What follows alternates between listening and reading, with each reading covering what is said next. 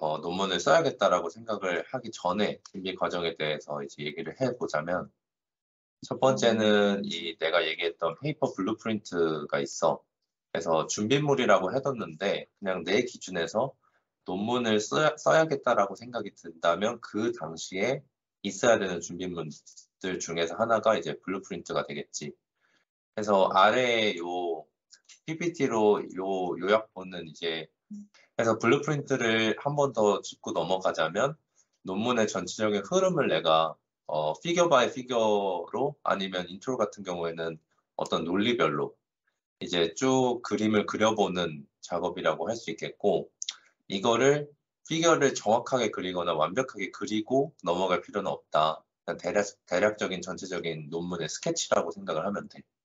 그래서 요 블루프린트가 있어야 요거를 옆에 같이 띄워놓고 보면서 논문 작성에 들어갈 수 있거든.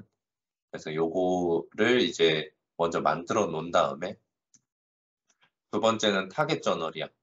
이 저널을 목표하는 저널을 한두 개 정해본다라는 거, 미리 정해보는 거는 무조건 좋다라고 내가 얘기를 했었지.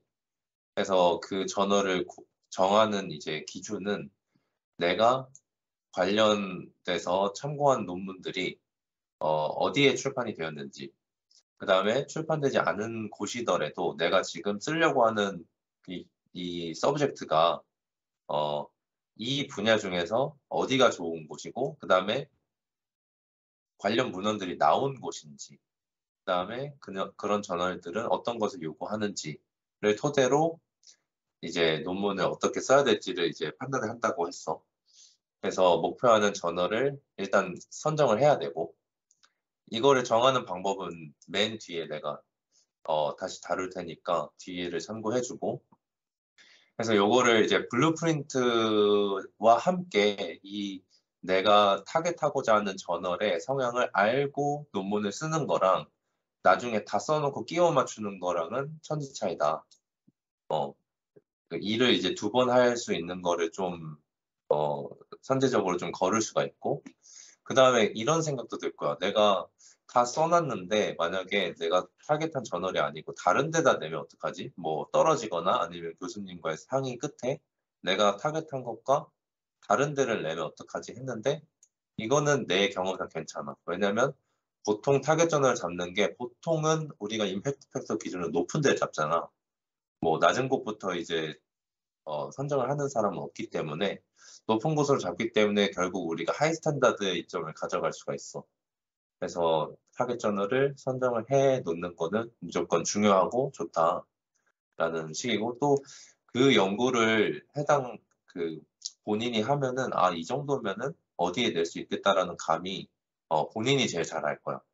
그래서 뭐 이 정도 급이면은 내가 조금 찔러볼 만한 데인가 아니면 좀 안정빵으로 낼 텐가, 이런 거를 좀 본인이 누구보다 좀 잘 알 테고, 그래서 요렇게 준비물 두 개를 가지고 논문을 작성을 시작을 하면 돼. 일단 그 논문 작성의 순서를 내가 알려주면은, 이 블루프린트 그리고 타겟 저널이 있다라는 가정 하에 다음과 같이 순서가 될 수 있는데, 첫 번째는 인트로덕션. 이거는 앞서 말하고 싶은 거는, 이 순서는 내 기준인데 사람마다 사실 내가 보니까 순서가 다 달라. 누구는 중간에 먼저 쓰고 인트로 맨 마지막에 쓴다도 있고, 그 다음에 뭐 인트로를 맨 첫 번째 쓰는 것도 있는데, 내가 여기 이렇게 해놨잖아. 블루프린트가 있다는 가정하에, 그지? 보통 인트로를 맨 마지막에 쓰는 사람들의 특징은 뭐냐면, 인트로에 무슨 말을 쓸지 정해지지 않았기 때문에 나중에 어댑티브하게 바뀔 수 있어서 얘를 마지막에 쓰는 거거든. 근데 내가 블루프린트를 작성을 해놨다는 뜻은 내가 처음부터 끝까지 그림을 쫙 스케치를 그려봤다는 뜻이잖아. 그러면 블루프린트를 썼다는 뜻은 처음부터 끝까지 쓸 줄 알아야 돼, 논문을. 그래야 블루프린트의 이점을 얻을 수 있는 거고. 그래서 기본적으로 논문 작성은 처음부터 끝까지 순차적으로 쓴다. 왜냐면 논문을 처음 읽는 리뷰어나 독자들도 처음부터 끝 순서대로 읽잖아, 보통. 뭐 중간에 이제 체리피킹해서 읽을 수도 있겠지만, 기본적으로는 읽는 순서대로 쓴다라고 보면 되고, 여기에 인트로의 마지막 문단을 제외한다고 했는데, 요거는 이제 내가 뒤에 다시 얘기를 해줄게. 그럼 이제 순서대로 쓸 텐데 인트로 쓰고 두 번째 섹션 2는 아무거나라고 써놨는데 이 아무거나가 뭐냐? 내가 논문으로 어필하고자 하는 특징에 따라서 섹션 2에는 여러 가지가 올 수가 있어.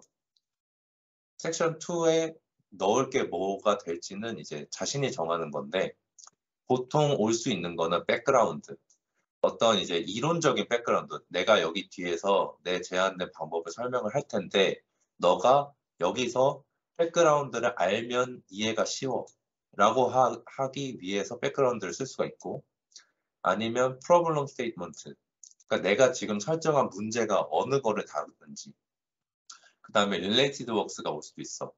보통 나는 introduction에 related works를 이렇게 좀 포함시켜서 쓰는 편인데 related works가 엄청 많잖아. 방대하잖아.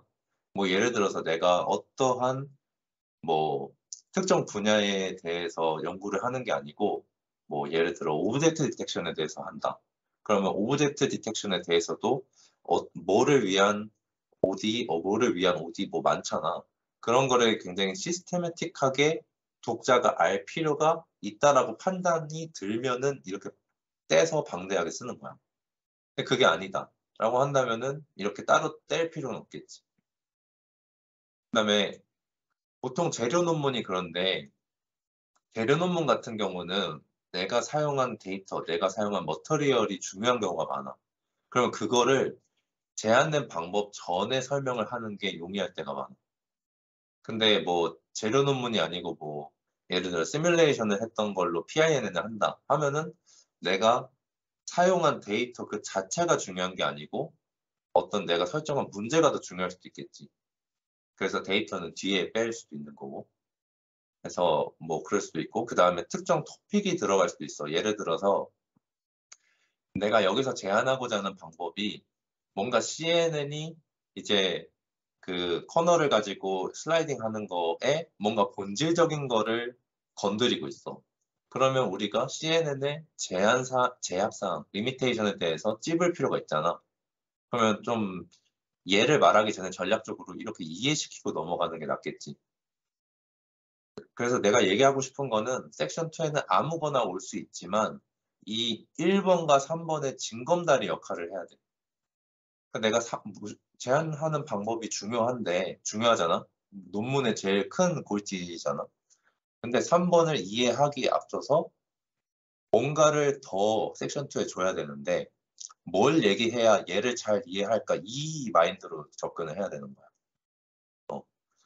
그래서 그거는 이제 논문의 방향이나 연구 토픽에 따라서 다를 수가 있겠고 그 다음에는 3번 메소드 또는 프로포즈드 메소드가 나오겠지. 그래서 여기서 내가 제안한 방법들에 대해서 쭉 이제 이론적으로 그 다음에 좀 일러스트레이티브하게 쭉 나열을 하고 그 다음에 섹션 4는 Results and Discussion인데 여기서도 궁금증이 나도 맨 처음에 논문 쓸 때 궁금증이 리절트하고 디스커션을 따로 쓰는 논문이 있거든. 우리도 보면은 결과 그 다음에 토익 따로 쓰는 논문이 있는데 나 같은 경우는 합쳤어. 왜냐면 결과 토의를 따로 쓰면은 결과는 진짜 결과만 전달해야 되고 토의는 그 결과로 인해서 내가 어떤 것을 시사점을 뽑아냈는지 이런 거를 얘기를 해야 되는데 사실 그거를 동떨어뜨리려면은 쉽지 않아. 그래서 결과를 전달하면서 디스커션을 하는 게 좀 쓰는 입장에서 되게 편할 거야. 그래서 얘를 이제 좀 한 번에 이렇게 많이 쓰고 그다음에 맨 마지막이 이렇게 세 개야. abstract, introduction에 아까 제외했던 마지막 문단, conclusion 요거 세 개를 같이 쓴다. 맨 마지막에. 뒤에 다 나오니까 이제 설명을 하고 그 다음에 그걸 다 쓰고 나면은 페이퍼 타이틀을 우리가 정하게 돼. 요 순서대로 하는 거고 그러면 이거를 섹셔나이즈를 어떻게 할 것인가에 대해서 좀 생각을 해보면 일단 요거를 이제 대중소가 있는데 대중소 영어로는 대는 섹션, 중은 서브 섹션, 소는 그 아래까지 가는 서브 섹션이야. 그래서 이 섹션은 뭐 섹션 2, 섹션 3 이렇게 큰 섹션이고 서브 섹션 같은 경우에는 뭐 프로포즈 메소드 안에 3.1, 3.2 이렇게 나오는 게 서브 섹션이고 그 다음에 서브 섹션까지 가면은 뭐 4.1.1, 4.1.2 이렇게 가는 건데 여기까지 대부분은 가지 않아. 보통 여기까지 쓴다고 보면 되고 그 다음에 요 큰 그림에서 섹션 있잖아. 요것도 요 리졸트 앤 디스커션이 끝에가 4번이잖아. 그 다음에 컨클루전까지 매긴다면 5번이겠지? 5를 넘어가는 걸 추천하지 않아.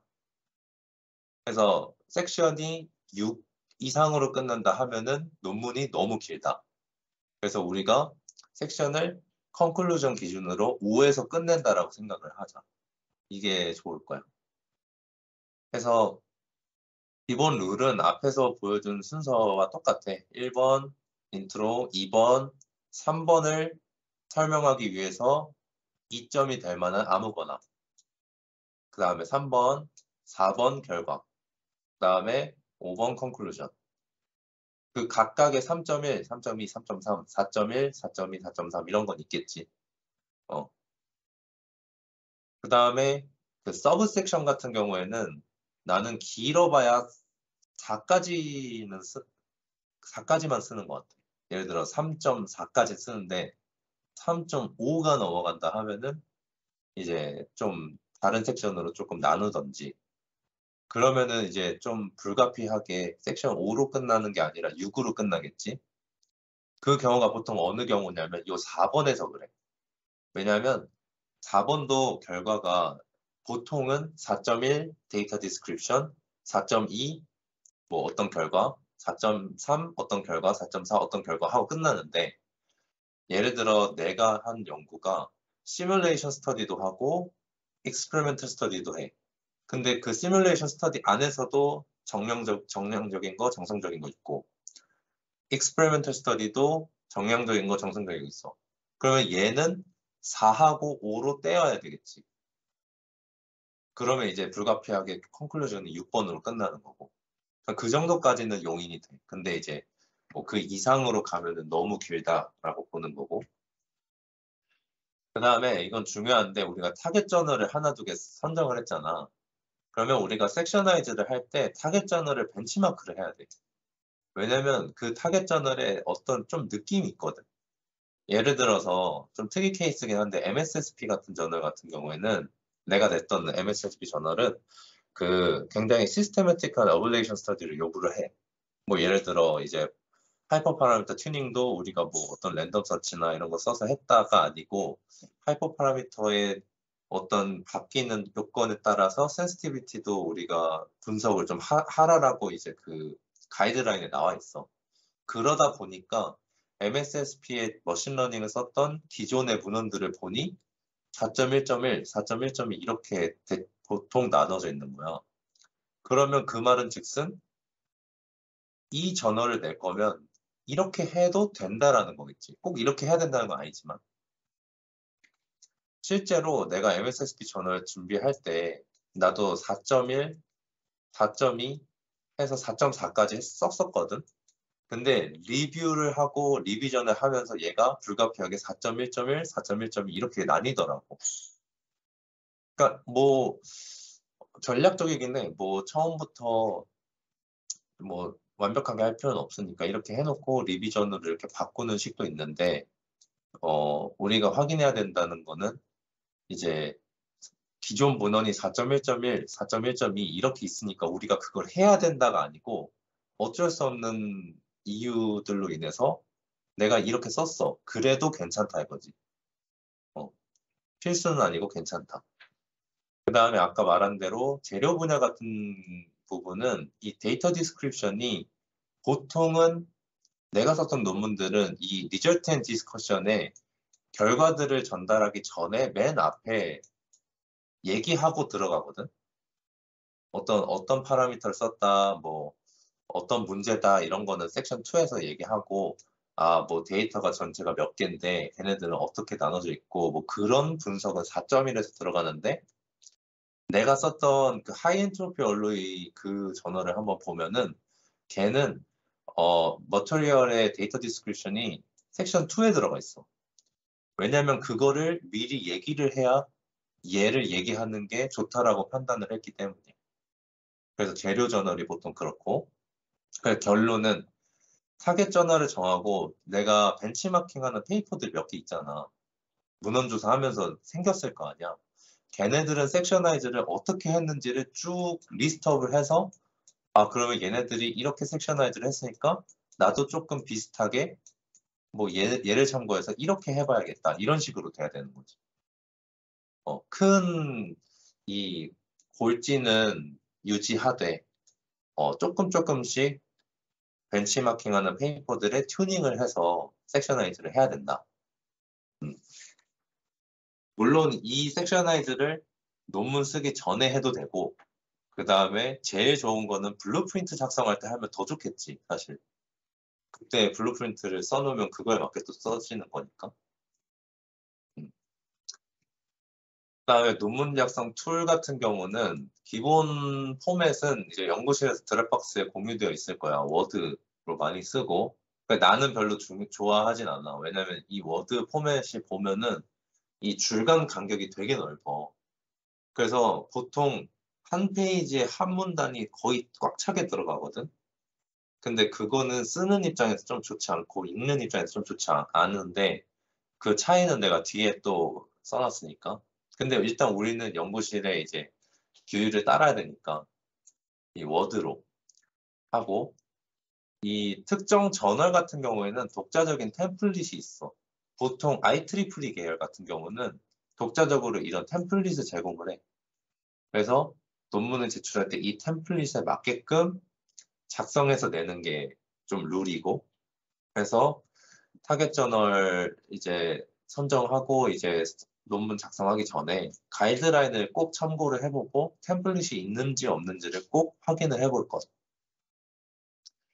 그다음에 나 같은 경우는 레이텍으로 논문을 쓰는데 사실 나 같은 경우는 초안을 써도 교수님이 수정을 거의 안 하시고 퀄리티가 그래도 좀 높기 때문에 교수님께서 PDF로 받아도 괜찮다라고 허락을 해주시는데 안전하게 워드를 사용하는 편 추천을 할게. 왜냐면 워드로 해야 교수님이 막 이것저것 수정하시기 편하고 한데 뭐 갑자기 막 초안 퀄리티가 보장돼 있지도 않은데 레이트を갖다 드리면은 이제 수정하시기 힘드시니까 요거는 좀 개인의 역량에 따라서 좀 논의를 해서 하면 될 것 같고 그래서 기본적으로는 워드다 라고 하는 거고